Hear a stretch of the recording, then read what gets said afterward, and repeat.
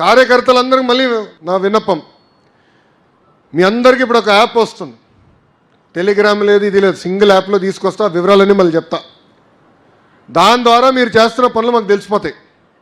Door to door అన్నీ వేదికమైన మా చుట్టూ తిరుగుతాం కాదు, ప్రజల చుట్టూ తిరగండి. మిమ్మల్ని ఎత్తుక్కుంటూ వచ్చే బాధ్యత తెలుగుదేశం పార్టీ తీసుకుంటుంది. రెండోది, మన కార్యకర్తలు మనందరికీ నాతో సహా ఉన్న ఒక జబ్బు ఉంది రాబాయ్. ఆ జబ్బు పేరేంటో తెలుసా? అలక. ఏంటది? అలక. మనం అనుకుందే అవ్వకపోవచ్చు, దేవుడు కూడా అందరి వరాలు తీర్చలేడు. మనం అలుగుతాం, వెళ్ళి ఇంట్లో పడుకుంటాం. ఎట్లా రాబాయ్ ఇది? నేను మన ఆవిర్భావ దినోత్సవం చెప్పా, జగన్ గారితో ఎంత పోరాడామో 3 రెట్లు ఎక్కువ తెలుగుదేశం పార్టీలో నేను పోరాడా.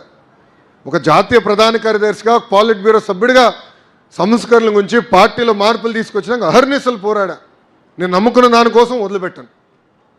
10 మందితో మాడతా, 20 మందితో మాడతా, చర్చిస్తా, బాబుగారిని ఎట్లా ఒప్పించాలి రాబోయే అని మేము అందరం మాడుకుంటాం, వదిలిపెట్టాం. అది మనం చేయాలి. మండల పార్టీ అధ్యక్షులు ఉన్నారు, క్లస్టర్ యూనిట్ బూత్లు ఉన్నారు, చర్చిద్దాం, మాడదాం. మనకి జిల్లా పార్టీ అధ్యక్షులు ఉన్నారు, పార్లమెంట్ పార్టీ అధ్యక్షులు ఉన్నారు, జోనల్ కోఆర్డినేటర్ ఉన్నారు, ఇన్ఛార్జ్ మంత్రి ఉన్నారు. అందరం మీకోసం పనిచేసాం ఉన్నాం. ఇన్ఛార్జ్ మంత్రి గారు ఇంకా రావాల్సిన అవసరం ఉంది ఎక్కువ. ప్రతి నెలకు ఒకసారి రావాలి. నేను భరత్ కూడా క్లియర్గా చెప్తాను, వస్తారు, కూర్చుంటారు.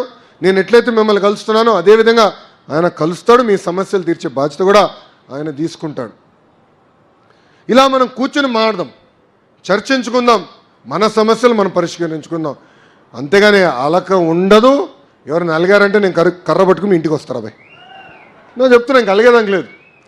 ఎందుకంటే 5 సంవత్సరాలు నరకం అనుభవించాం, అది మర్చిపోదండి. అడుగడుగున అవమానించారు, కేసులు పెట్టారు, వెంటాడారు, మన కార్యకర్తలు చంపారు. అది మనం మర్చిపోకూడదు. అట్లా ఉండాలి తప్ప ఏదో అయిపోయింది, ఏదో తప్పు అయిపోయిందని ఇంట్లో పడుకోకూడదని కార్యకర్తలందరికీ నేను తెలియజేస్తున్నాను.